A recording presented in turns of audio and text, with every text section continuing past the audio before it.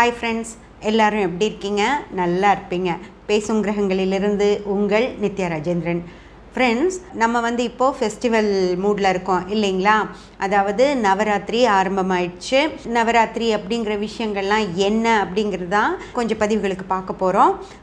அந்த விஷயத்தில் இன்ட்ரெஸ்ட் இருக்கவங்கெல்லாம் தொடர்ந்து பாருங்கள். நிறைய விஷயங்கள், அதுவும் பெண்கள் சம்மந்தப்பட்ட நிறைய விஷயங்கள் உங்களுக்கு பிடிச்ச மாதிரி வரும் ஃப்ரெண்ட்ஸ். ஓகேங்களா? முதல்ல நவராத்திரி அப்படின்னா அது எப்போ நம்ம கொண்டாடுறோம் அப்படின்னு நம்ம தெரிஞ்சுக்கலாம். அதாவது இன்னைக்கு அமாவாசை இல்லைங்களா? அமாவாசை முடிஞ்சு அடுத்து, அதாவது புரட்டாசி அமாவாசை முடிஞ்சு வளர்ப்பிறை தொடங்குது இல்லைங்களா? வளர்ப்பிறையுடைய முதல் நாளான பிரதமை அன்னைக்கு தான் நவராத்திரி தொடங்குது ஃப்ரெண்ட்ஸ். ஓகேங்களா? அப்படி தொடங்கி அது தசமி அன்னைக்கு விஜயதசமியோட முடியுது.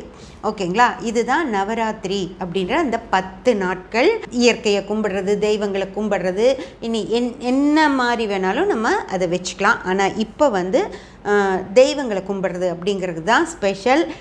முப்பெரும் தேவியர் இருக்காங்க இல்லைங்களா? பார்வதி அம்மா, லக்ஷ்மி அம்மா, சரஸ்வதி அம்மா, அவங்க 3 பேர்த்தையும் குறித்து கும்பிடுறது அப்படின்னு சொல்லி தான் இந்த நவராத்திரி இப்போது இந்த காலகட்டத்தில் நடந்துக்கிட்டு இருக்கு. ஆனால் முதல்லலாம் பார்த்தீங்க அப்படின்னா அதுக்கு நிறையா விதவிதமான பெயர்கள் இருந்துச்சு. ஓகேங்களா? அது எப்படி மாறிச்சு, இப்போ நம்ம என்ன நினைக்கிறோம், நம்ம சேனலில் நம்ம ஃப்ரெண்ட்ஸு நம்ம எல்லோரும் எப்படி அதை கும்பிடலாம் அப்படிங்கிற விஷயத்தையெல்லாம் நம்ம தொடர்ந்து பார்க்கலாம் ஃப்ரெண்ட்ஸ்.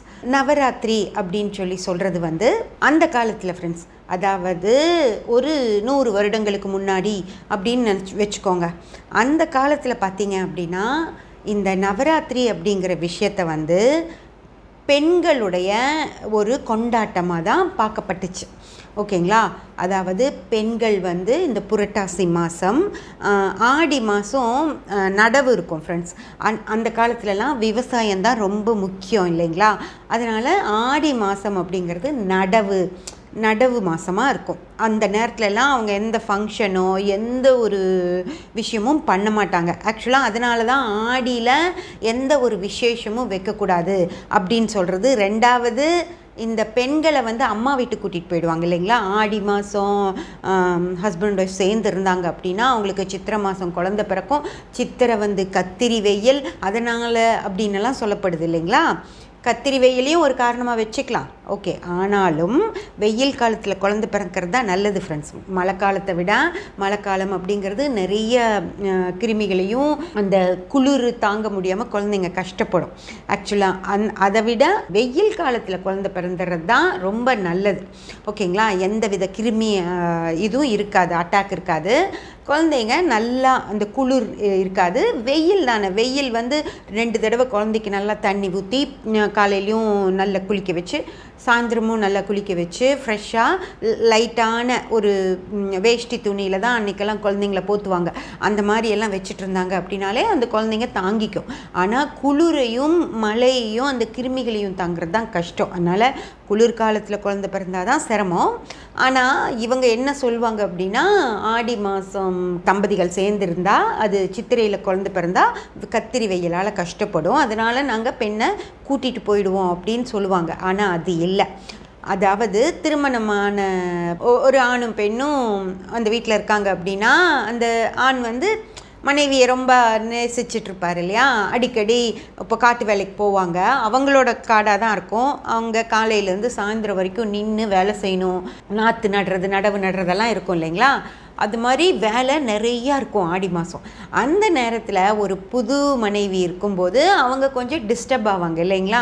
வீட்டுக்கு போகணும், ஒய்ஃபை பார்க்கணும், அவங்க கையால் சாப்பிடணும், அப்போ கொஞ்சம் ஜாலியாக இருக்கணும். அந்த மாதிரியான எண்ணங்கள் தான் ஆண்களுக்கு நிறைய இருக்கும். அப்படின்றதுனால மனைவி வீட்டில் இருந்தால் தானே நீ இங்கே காட்டு வேலை செய்யாமல் வீட்டுக்கு சாப்பிட போகணும், அதுக்கு போகணும், இதுக்கு போகணும்னு ஏதோ ஒரு சாக்கு சொல்லிவிட்டு அந்த பையன் வீட்டுக்கு போவார். அதனால் அவங்க அப்பா அம்மா என்ன பண்ணுறாங்கன்னா அவங்க மனைவியை அம்மா வீட்டுக்கு அனுப்பிச்சி விட்டுருவாங்க. அப்போது அங்கே ஆடி மாதம் யாரும் வீட்டில் இல்லை, அவரும் காட்டு வேலையை சரியாக பார்ப்பாரு ஃப்ரெண்ட்ஸ். அந்த மாதிரி அந்த காலத்தில், இது ரொம்ப காலத்துக்கு முன்னாடி காட்டு வேலை தான் இருந்தது இல்லைங்களா. அவங்க காட்டில் அவங்களே வேலை செய்யும்போது இந்த மாதிரி மனைவி ஊருக்கு போயிட்டாங்க அப்படின்னா அந்த பசங்க ஒழுங்காக வேலை செய்வாங்கங்கிறக்காக இது பெரியவங்களால் செய்யப்பட்ட ஒரு சடங்கு தான் ஆடி மாதம் பொண்ணை வீட்டுக்கு கூட்டிகிட்டு போகிறது, அம்மா வீட்டுக்கு கூட்டிகிட்டு போகிறது.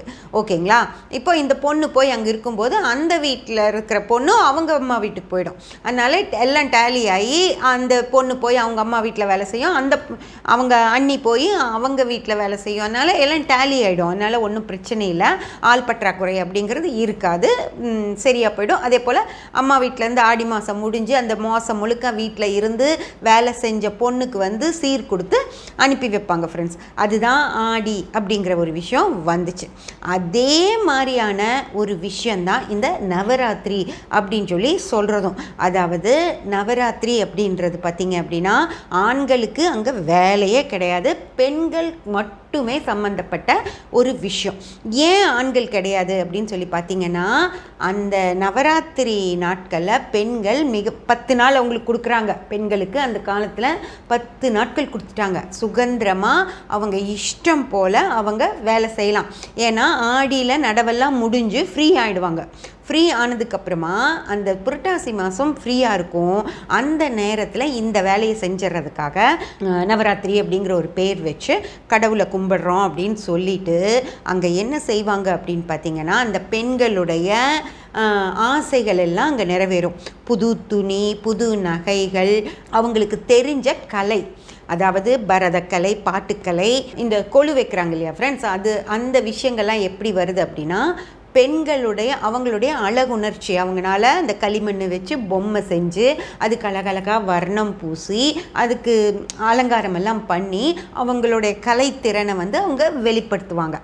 சரிங்களா. அதே போல் இளம் பெண்களுக்கு அப்போ தான் என்னென்ன வகையான பலகாரங்கள்லாம் செய்யணும் அப்படின்னெல்லாம் சொல்லி கொடுக்கப்பாங்க. ஓகேங்களா.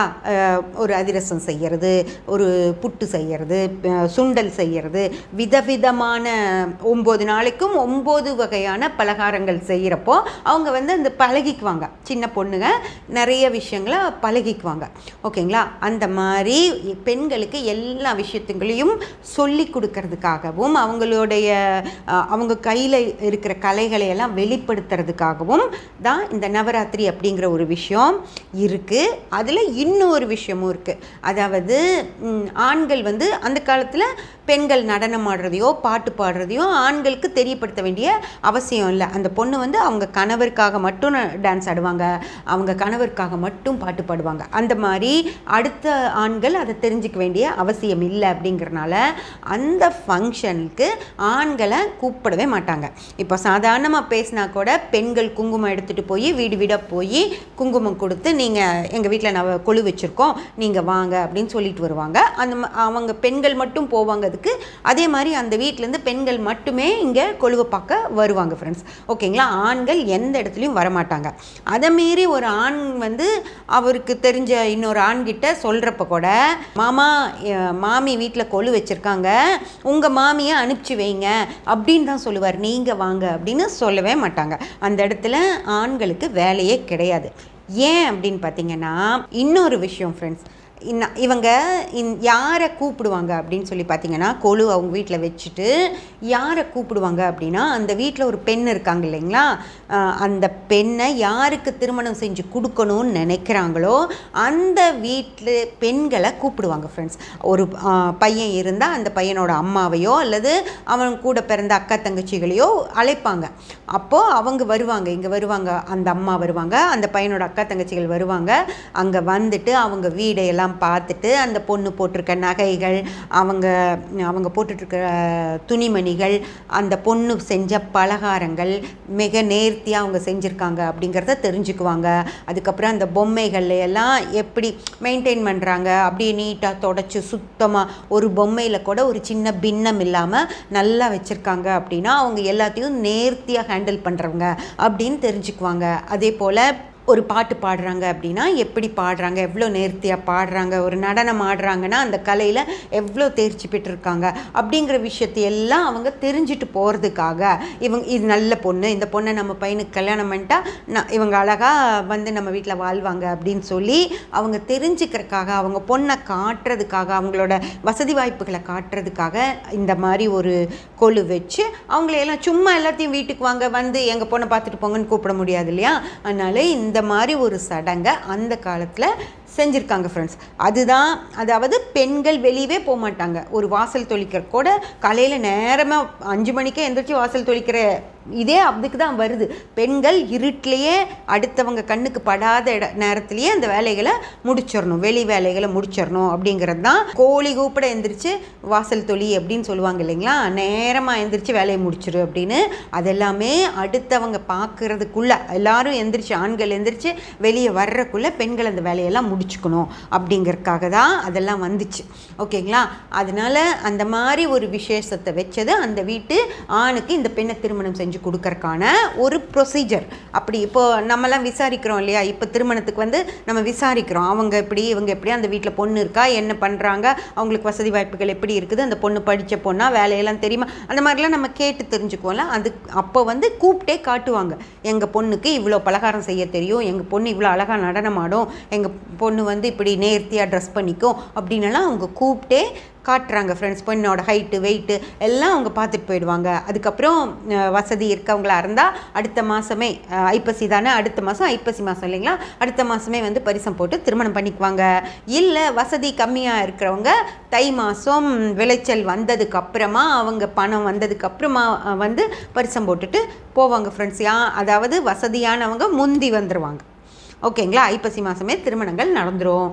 இல்லை வசதி கம்மியாக இருக்கவங்களாம் தை மாதம் வந்து திருமணம் பண்ணிக்குவாங்க. அந்த மாதிரி ஒரு கான்செப்ட் அந்த காலத்தில் இருந்துச்சு. அதுக்கு வந்து நவராத்திரி அப்படிங்கிற விஷயம் ரொம்ப உபயோகமாக இருந்துச்சு. ஓகேங்களா. நவராத்திரி அப்படிங்கிற விஷயம் அந்த காலத்தில் எவ்வளோ உபயோகமாக இருந்துச்சு அப்படின்னு சொல்லி நம்ம தெரிஞ்சிட்டோம் இல்லைங்களா.